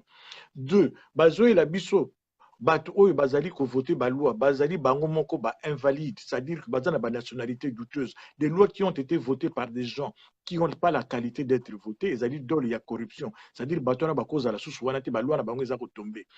Lelo oyo seule solution totali nango na Congo ezali article 64, parce que ceux qui sont au pouvoir va démontrer par A plus B que badi ko sala ba élection ti. Alors bato wana bazo lingate to kene na soulèvement populaire bazo la biso élection. Pourquoi bazo ba biso élection nga nazo tuna? Pourquoi yo leader na yo azo lobela biso likambo élection oyo ya yebi ki a gagner te. Ezali impossible que le tout organise l'élection et va perdre yango. Alors moto yo soki na yebi te ozo bango baza ko sala nini, parce que solution to zana ngo peuple wana etelemaka. Excusez-moi, peuple wana elingaki telema et bato baza ko fandisa peuple wana c'est toujours ba opposant na bino soi-disant opposant. Leur peuple, le lo bango bazolo baki article accord na bango kangi Kabila catch. Ce n'est pas l'article qui a fait l'accord qui a fait fléchir Kabila. Le peuple a ebima ki na balabala po basila na Kabila et le lo oyo article wana Kabila croyait qu'on se représentait sous parce que c'est le peuple qui lui a bloqué la route va revoir la constitution et qui est sorti dans la rue Poison Sabatunanda. Nana leka na RFI c'était Kamere. Batu ya pasi na yo pasi na ngai. Peuple wana oyo alingaka telemela Kabila leur mandat nesilaki moto alobaka ke soki batu bina balabala ba kokute na nzela, c'était Félix Tshisekedi. Peuple wana tango alingaki Kabila azalaki ko modifier constitution alingaka se replacer la Mamobulu na ye moto ya telemelaka peuple c'était Bemba alobaka azalaka na 1+1 alobaka ke soki peuple abimi akokute na nzela et Bemba bomaka ba congolais batu tozala na mémoire moko ya kobosa na makambo te nga na beka yango syndrome de Stockholm. Moto asali o mabe okumo betele maboko ndenge ndeko balianga ndo akomi koloba batu lokola ba muzito batu lokola ba moto yo Soriano bozo fanda bozo yoka bango, mais c'est le syndrome de Stockholm. Ya onga zolo ba soki yo za maladi mutune zo salate tika bato Christian Bola lobaki yango aw bato musu bazana ba insuffisance congénitale ba botama po mutuna bango salate. Et c'est vrai ce qu'il a dit. Il y a des gens musu ba botama bazala conditionné cerveau ne sala raté po bato bazo yiba mbongo na yo bazo le mutukula katumbi yiba mbongo ya yo nanga, mais mutu musu akoloba katumbi o rien mutu lokola muzito ayiba mbongo yanga azala wana avalida président wana, mais mutu musu azotika muzito ayi afandi azoka ye sami badi banga azoya wana mutu akofanda koyoka ye bandeko na nganga na olobaka pragmatique bandeko kutu boza na Europe. C'est le moment yango mutu lokola muzito azali wana, mais bozo ba porter plainte contre lui pour crime contre l'humanité. Il a été premier ministre d'un gouvernement qui a tué les Congolais. Bo porter plainte à Bimaki avant Zonga. Belgique est en compétence internationale et ko kanga muzito na minute oyo. Ceux qui besoin de dossier, mettre à longo, Christian Bola bien, mais porter, créer un dossier contre Mouzito, quand ça y est. Soriano Zotambola wana, ngana kena solution pragmatique. Mais monter un dossier Kabul, Soriano azali cité dans rapport mapping, azali cité dans Panama Paper, azali cité dans démembrement Jekamim, azali cité dans scandale Amir Nekamoa. Christian Bola, mais monter un dossier contre Katumbi, preuve, dossier zali wana to alimenter. Bon, quand ça y est, c'est le moment, parce que nous devons passer à l'offensif. Tout tika sentiment et nenge balianga ndo azako ba ngana kendaka pragmatique bitumbo ya Congo, ce n'est pas l'étranger, ce n'est pas Mundele, ce n'est pas mutu mususu akoya ko bundelo bikamba Congo terre ezali convoitiser mutu no a besoin ya Congo tangu Kabila azako tricher na élection Mindele bazalaki tangu babotolaka papa Tshisekedi ba élection Mindele bazalaki tangu babotola Bemba ba élection Mindele bazalaki. Ce n'est pas aujourd'hui niki ale ya koya akoma kubundela ba Congolais ndeko na ngai Congolais mboka na biso ezali ko dépendre na biso yango na Mundele azobanga yo tozali na force Mundele azobanga yo sala soulèvement populaire parce que ayebi que ozali force yo toza fanatique ya mutu sortez de ces histoires là toke l'engagement ko article 64 et bandeko boyeba ke soki toza ko beta ba politicien omoni soko lingo kan ba nzeta mbila soko zo kata yango pour atteindre mbila ba banda ko kata ba ramo. Et aujourd'hui l'obstacle qui nous arrive qui nous est l'autre, corps à corps, c'est l'opposition. C'est cette opposition d'accompagnement. Bazali, opposant à Soloti, Bazako accompagner système. Bomoni yango ba plein à plein. Ngana kendanga par exemple, Félix atinda pas bête ba policier maboko ba Rossi. Nasuka yemoko ndima ki batinda ki asala ngo pona ezalaki likambo ya Angola. Félix Yewana lelo bazarana Katumbi moto ayiba mbongo na biso ayiba mbongo ya yo na nga Katumbi amu yiba ayiba mbongo ya nga na yo soki yo sala ko pasi tenga isala nga pasi bazoba opposant ba Félix moto alobaka ke soko bibi na balabala boko kute na nzela bato lelo bazoboya lelo to kene na article tout ça l'article 64 ezali nanu Martin Fayulu ezali nani ezali Félix Tshisekedi ezali nanu Bemba ezali nani bato nyonso baza na opposition ba soi-disant moto to ake élection na Kabila azali ennemi ya peuple congolais parce que moi je vois très mal par quelle magie Gabriel Mokia na yebite soki par quelle magie il va gagner les élections na yebite ba élection oyo ngana ko démontrer par A plus B pourquoi ils vont pas gagner les élections parce que baza même pas na ba témoin de ba bureau de vote nyonso. L'UDPS n'a pas de témoins dans le bureau de vote. Tout le monde qui a un exemple, tant que vous avez une élection, basenga bango babimisa ba PV, babimisa yango te. Babimisa yango te. Bazana ba représentant partout te, bazana ba témoin te. Dis-moi, élection bino bozo maîtriser te. Élection oyo mutazo ko invalider bino tango alingi. Ole bino sikoyo pona na balabino bazali ba accompagnateur. Yo mutuzo kumisa ba candidat na yo kumisa Fayulu. Tout na ye Fayulu. Pourquoi zo lobate likambo ya Zoé? Pourquoi bazo loba likambo ya Jeannette Kabila te? Pourquoi bazo loba likambo ya Kabila te? Bango bazo ko invalider bango ba mandat et bango bazo loba bango te pona nini parce que batu wana bazaki ba Tanzanien à quel moment ils ont recouvert la nationalité congolaise. Ndeko na ngai toza na langage moko c'est l'article 64. Soulevons-nous, chassons l'occupant. Arrêtons de nous distraire. Arrêtez de sortir derrière les gens. Ngana zana tina ba leader na yo te. Soki yo kumisa ka leader na yo problème na yo na mutu na yo etali yo moko kende ba examiner yo. On faut pas demander à malade de faire soigner pour bato ba yibi ba mbongo na biso bato ba tombi ba jeep bato ba tima boko na ba farine boko comme pembe ba comme kotamba ba jet privé ba comme na ba resto pendant que na mboka na village ba boti bango mu village tatane na mama na ye bato bazo kufa na mal décision pendant que Congo le batana problème na koshokor onu même onu ayo ka stoni alo ba likambo ya koshokor na Kasai ba kuma ko benga ngo malnutrition. Ezali soni même soni na mokolo lelo na mboko ya ngai edo komana kolo vantar bato bayibinga na vantar bato basinga na vantar mboko ya ngai bato bazokufa nzambe ngaka vantar ki lolendo awa. Donc j'ai honte d'être congolais et j'ai honte.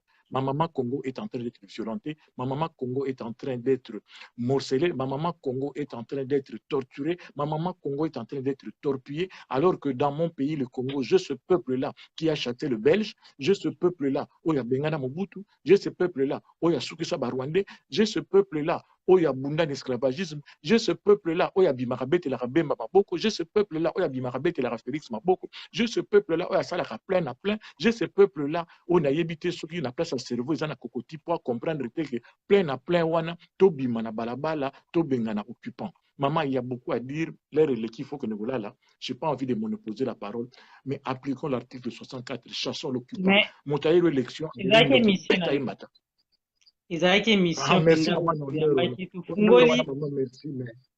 topesaki honneur wana parce que bandeko baolanda diamant noir bayoka pena na matoi na bango edo kombana modèle ayambi diamant noir na États-Unis bango nyonso bayambinga bie babalia ngando edo kombana vraiment nakomi ntina mboka na esika avandaka koma mboka no nabosani port de nabosani Newberry Port naoloba te bayoka te soki ka bongo Newberry Port. Voilà, to comité na Newberry Port en tout cas yamba biso bien.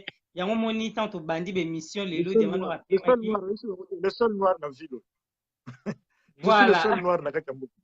Yemoko en tout cas mais ayambi biso malamu mingi. To pesa toujours merci na bino. Batu ya Congo. Nzamba pambula yo mama. Nazalaki très touché par ton amour pour le Congo. Nzamba pambula moi sur Nzambe. Vas-y, maman. En tout cas, merci pour l'accueil na bino nyonso bato ya États-Unis opesa tout le monde mbote na sepelaki na zongi na sengo mingi grâce na bino pena nde boyambi diamant noir wana na lobi na miso bato baolanda biso diamant noir azalaki pena bien accueilli semaine passée nazalaki na edo komba na États-Unis mais toumeli te po musala esengi biso tozonga donc diamant noir azongi mbango merci na edo komba na totiki yo butu malamu merci bien. Voilà, d'habitude, on a balayé en gando. Toké na balayé en gando. Voilà, vous qui n'êtes pas balayé en gando. Merci. Georges, Ozana Maloba Oloba, 1 minute parce que tout succès n'a vu déjà émission. To luka ki o de bo continuer pour ne pas balayé en gando mokili mobimba. Yem tazo ça direct na air na bango ba komi, je pense 17h na monine de komo kwa koma kiawa. na Masolin boki olanda flongo makomaki nini ke 17h je sais plus bakomi 17h biso à Paris tokomi déjà na 22h passé donc Diamant Noir il faut là. Merci beaucoup balandino surtout tolingi bino mingi rendez-vous lobby na 22h heure ya Paris 22h na heure ya Paris na heure na bango eza 16h biso ezala 22h tokutani lobby po totika Coco Madera merci ozaki na biso depuis bandeli tapeli bonjenga merci Masolin merci na bino onyo surtout bolandaki biso flongo malgré tout na omona makambozo koma mais merci na yo parce que ozalaki wana pona Diamant Noir musala ezala bongo bokende pe kotala nga na Diamant Noir TV bo landa ba émission eza na Diamant Noir TV o na yambaki bandeko na États-Unis eza pona Congo. Merci beaucoup. Bye, à demain. And I give the floor to the representative of the United States. Thank you, Madam President, and thank you to my friends with the French delegation for allowing me to speak as I have to leave early. Thank you to the briefers for updating the Council on elections planning in the Democratic Republic of Congo. In particular, thank you, Madam President, for calling this very important and timely meeting, because we are, in fact, running out of time. Today, the DRC is 118 days away from Election Day. That's less than 4 months for the government to finish organizing free, fair, and credible elections. Fortunately, we have already reached an important milestone. President Kabila did not register as a presidential candidate before the deadline, guaranteeing that he cannot legally stand for re-election or legitimately serve as president past January 2019. The United States welcomes reports of President Kabila's intent not to seek a third term. This is an important step towards a peaceful transition of power. History will look favorably on President Kabila's decision if it culminates in free, fair, and credible elections that translate into a lasting democracy for the Congolese people, a legacy that we hope he earns in the coming months. While we recognize progress, we cannot deny the red flags and unanswered questions that remain. With less than 4 months to go, how will CENI transport elections materials to more than 90,000 polling places? Will there be enough voting machines, or will authorities extend voting by days or even weeks? Can the authorities recharge voting machines with only a 12-hour battery life? Have election organizers widely tested the machines? Will voters, many of whom have never used a touchscreen, know how to use them? Are organizers preparing paper ballots as a backup if the electronic voting machines fail? These questions raise problems, but there are solutions. The Congolese authorities should permit MONUSCO to provide logistics and transportation support. MONUSCO has already the available assets that the mission is ready and willing to deploy. The Congolese authorities should also let voters use paper ballots. This is a trusted, tested, transparent, and easy-to-use voting method. The DRC can and should use the same operations that it successfully implemented in 2006 and in 2011, including with support from the United Nations. Paper ballots were good enough to get President Kabila elected, and they should be good enough as a fail-safe to elect his successor. I had the opportunity to meet with President Kabila last year. If he were here today, I would tell him that it is admirable that the DRC government wants to self-finance and self-support its elections. But is it doable? Is it realistic? Is it even necessary? It does not insult the DRC's sovereignty for CENI to accept logistical support from MONUSCO. Instead, the DRC is wasting precious resources to buy capabilities that are already available to them. Meanwhile, my government and others are devoting tens of millions of dollars in life-saving humanitarian assistance for their country. It is troubling that President Kabila and the CENI refuse the assistance. We respect the DRC as a sovereign member state of the United Nations, but it can't help but raise suspicion when the Congolese government refuses the assistance that would help make free, fair, and credible elections a reality, but continue to take the humanitarian assistance that so many of us continue to give them. Other red flags add to our suspicion. We are deeply concerned about the Senate's decision on August 24th to disqualify some opposition presidential candidates for what appear to be political reasons. This is not how an electoral process or any independent electoral commission should function. We also praise those candidates who feel they have been unjustly disqualified for using the appeals process that was open to them. By abiding by the rules of the domestic process, opposition and civil society organizations further reinforce just how much independence DRC's National Independent Electoral Commission has lost during Mr. Nanga's tenure. The National Assembly President also continues to deny the wish of an opposition party to replace its Senate candidate in violation of the December 2016 St. Sylvester Agreement. The Minister of Justice continues to detain dozens of opposition members and civil society activists, again in violation of the St. Sylvester Agreement. There must be a political space for candidates to campaign, citizens to assemble, and opposition members to speak freely without fear. There can be no violence, intimidation, harassment, or silencing of the opposition. Political parties must be able to compete on a level playing field. We will never know the will of the Congolese people without an environment conducive to elections. We have 118 days. These problems are fixable. There is still enough time. The suspicions we have may come up to nothing. Ultimately, though, the Congolese government must choose. The hopes for self-determination of more than 80 million Congolese citizens are riding on the decisions that President Kabila and the Senate will make in days and weeks ahead. Now is the time for choosing.